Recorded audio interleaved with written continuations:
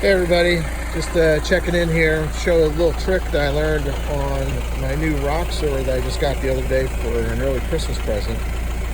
As many of you know, you probably realize that there's a speed limiter associated with the driver's side seatbelt use.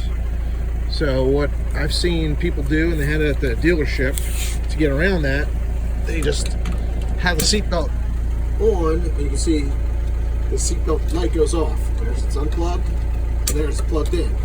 So what a lot of you may be doing, driving with the seatbelt across the seat and sitting on top of it. That's okay, and it gets by the speed limit issue. And one thing I did to try to overcome that, I went behind the seat and I plugged it in back here.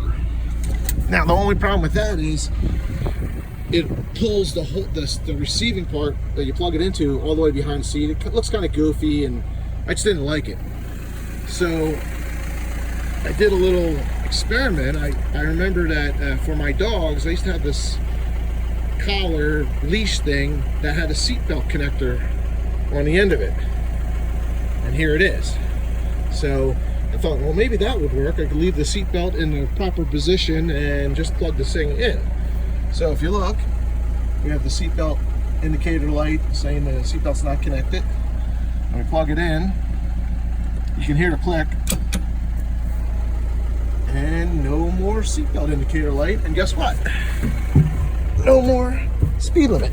So first, let me take it out and kind of show you what we're talking about here. This is no seatbelt on.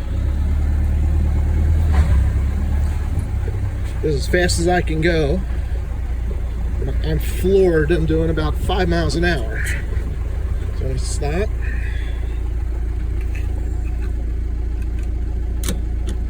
There's my doggy seatbelt connector. Indicator's off.